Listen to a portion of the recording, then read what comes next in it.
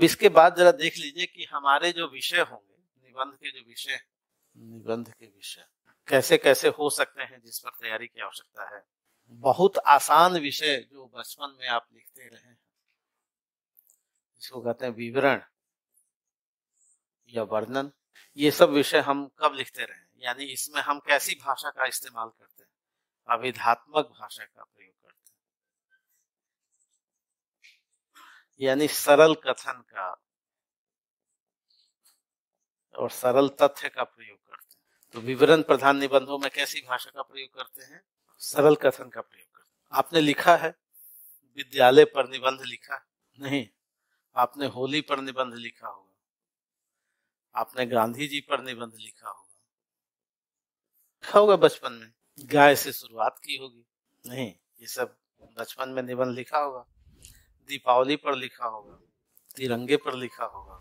हाँ, अभिधात्मक का मतलब सरल कथन, यानी जितना कहा जाए उतना ही समझा जाए, जितना और जैसे कहा जाए उतना ही समझा जाए, ऐसी शैली को हम क्या कहेंगे, अभिधात्मक शैली कहेंगे। जैसे गाय के 4 पैर होते हैं, हो गई बात, जितना कहा गया उतना ही समझा गया, कोई विशेष समझने वाली बात नहीं थी इसमें। गाय की एक पूंछ होती, गांधी जी का जन्म 2 अक्टूबर को हुआ था, जितना कहा गया उतना समझा गया नहीं। सूक्ति का मतलब होता है कि कम शब्दों में गहरी बात कह दी जाए। सूक्ति मतलब सूत्र, सूत्र मतलब फॉर्मूला, आपने सोचा मैथ में होता है ना फॉर्मूला। तो जब जीवन का एक लंबा अनुभव समाज को होता है तब वो सूक्ति में बात करता है। इसलिए जो भी सूक्ति में बात करता है वो कौन लोग होते हैं, विचार प्रधान होते हैं, या कहीं से उस विचार प्रधान बातों को अपनाए हुए होते हैं, है ना। जब सूत्र रूप में कोई कहता है तो अनुभव उसमें बोलता है। तो एक तो विवरण, अब ये नहीं आपसे पूछा जाएगा निबंध में, जो पीसीएस के परीक्षार्थी हैं या यूपीएससी के हैं उनको विवरण वाला निबंध, अब वो जमाने हाँ गए। वो जमाने किनके लिए होंगे, जो हम नर्सरी में होंगे, 10वीं तक होंगे, तो उनके लिए अभी भी है। हाँ, पैटर्न चेंज हो गया। अब आपके लिए जो विषय है वो 3 प्रकार के पूछे जा सकते हैं, एक मूर्त विषय, दूसरा अमूर्त विषय और तीसरा काल्पनिक विषय। ये तीनों हो सकते हैं। अब जो विषय की मांग होगी, जो व्यक्तित्व की जांच के लिए आपसे क्या पूछा जाएगा, अमूर्त विषय पूछा जाएगा। अमूर्त का मतलब ये सारे विषय विचार प्रधान है। ये तीनों विषय कैसे हैं, विचार प्रधान। ये कैसे विषय से, तथ्य प्रधान, तथ्य प्रधान फैक्ट्स था, जितना कहा गया उतना सोचा गया, समझा गया, ठीक है। विचार प्रधान, अब जब विचार प्रधान विषय है तो अधिक अलंकरण नहीं करना है। कुछ बच्चे अधिक अलंकृत भाषा का प्रयोग करते हैं, चमत्कारिक भाषा, चमत्कारिक भाषा, तो ये सब प्रयोग नहीं करना है। जो विचारों से परिपक्व होता है वो वैचारिक विचारों में ही प्रभाव होता है, न कि अलंकारों में होता है। तो बहुत कोई विद्यार्थी बहुत अलंकारिक भाषा या परीक्षा को प्रभावित करने वाली नहीं। आपने व्यवहार में भी जाना होगा कि ज्यादा फाउंडेशन लगाने से होती है कि नहीं खराब। तो लेख का, निबंध का एक सहज सौंदर्य होता है। तो भाषा कैसी होनी चाहिए, विचार प्रधान, और विचार प्रधान में अमूर्त विषय होते हैं, काल्पनिक विषय भी कुछ हो सकते हैं। हालांकि ज्यादा मात्रा क्या होती है, इंपॉर्टेंट यही होता है। धीरे धीरे जब परिपक्वता बढ़ती है तो आपके लिए किन विषयों की प्रधानता बढ़ती है, अमूर्त विषयों की। इसलिए यूपीएससी में लगभग अमूर्त विषय होते हैं।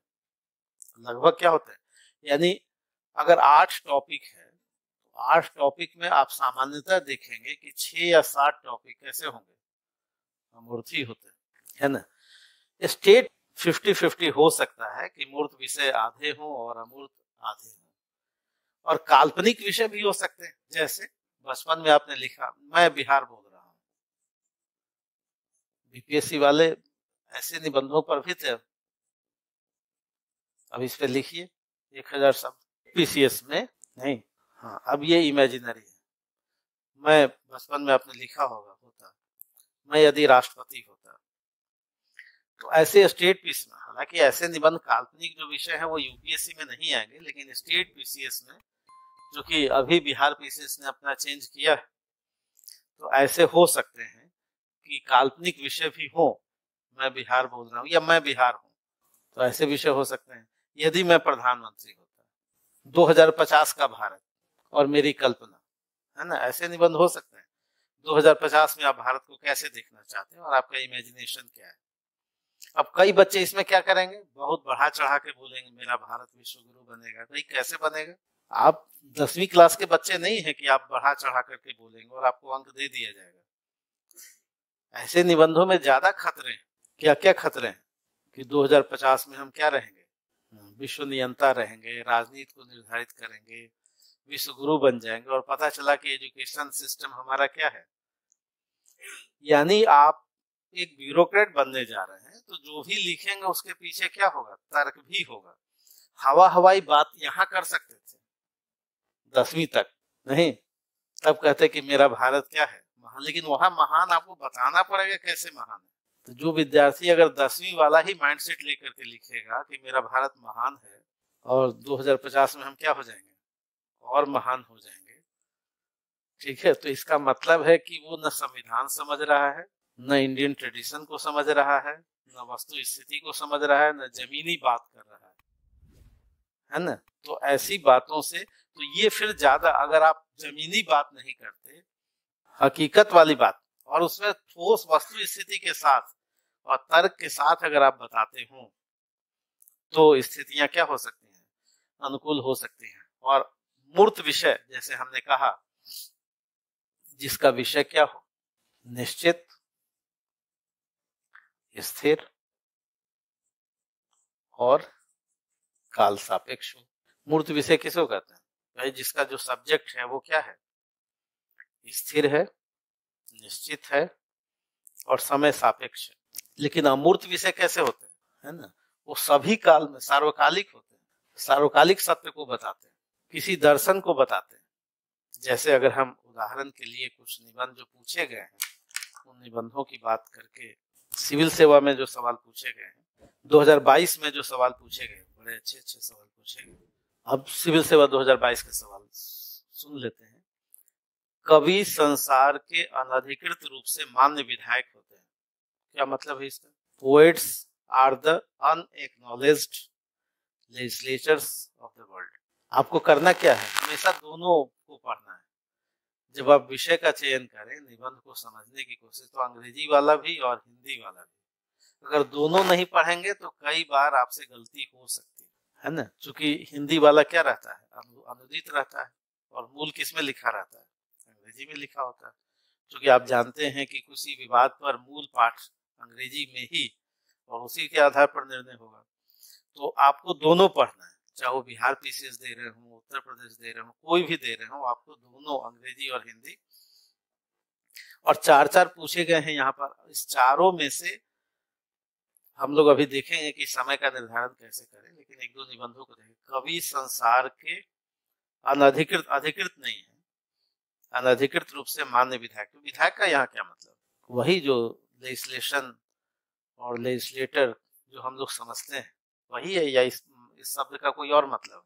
हमने कहा था, कई बार कहा है कि भाई शब्द अपना अर्थ कब लेते हैं, जब वो वाक्य में आते हैं। अब किसी ने पॉलिटिकल साइंस में पढ़ा है कि विधायक का मतलब क्या है, उसकी योग्यता क्या है, नहीं तो यहाँ वो क्या हो जाएगा, कंफ्यूजन में आ सकता है। भाई ये मतलब तो है नहीं। कवि संसार के अनधिकृत रूप से मान्य विधायक होते हैं। एक दूसरा निबंध, इतिहास वैज्ञानिक मनुष्य के रूमानी मनुष्य पर विजय हासिल करने का एक सिलसिला है। अब तक का जो इतिहास रहा है वो वैज्ञानिक मनुष्य जीतता रहा है किस पर, रूमानी मनुष्य पर। नहीं, हम रूमानियत में ही तो थे जब 1757 में क्लाइव की तोपें गरजती हैं और हम धराशायी हो जाते हैं। नहीं, हम रूमानी ही तो थे। ये बाहर के आक्रांता बहुत कम सेनाओं के साथ है, उस रूमानियत पर विजय प्राप्त कर गए।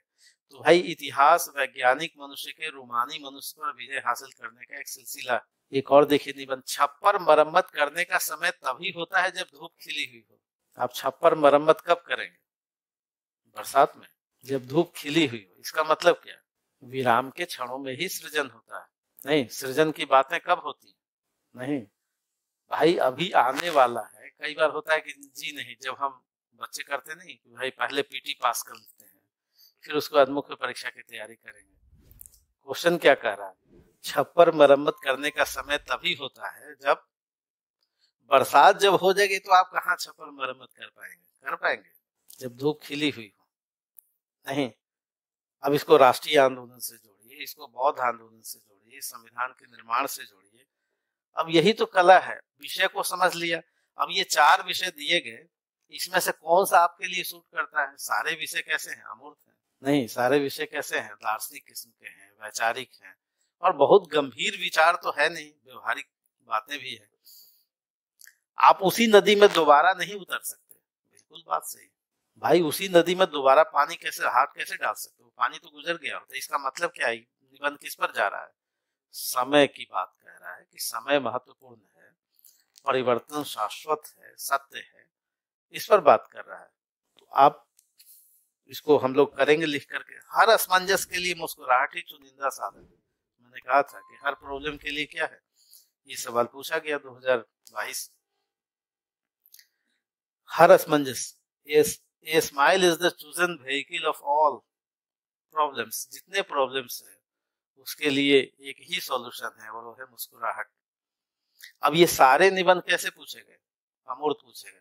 यानी पिछली बार 2022 में लगभग सभी निबंध अमूर्त थे। इसका मतलब है कि और ज्यादा मैच्योरिटी की मांग आपसे की जा रही है। और इन सभी निबंधों को पढ़ देते नहीं केवल इसलिए कि आपके पास विकल्प है।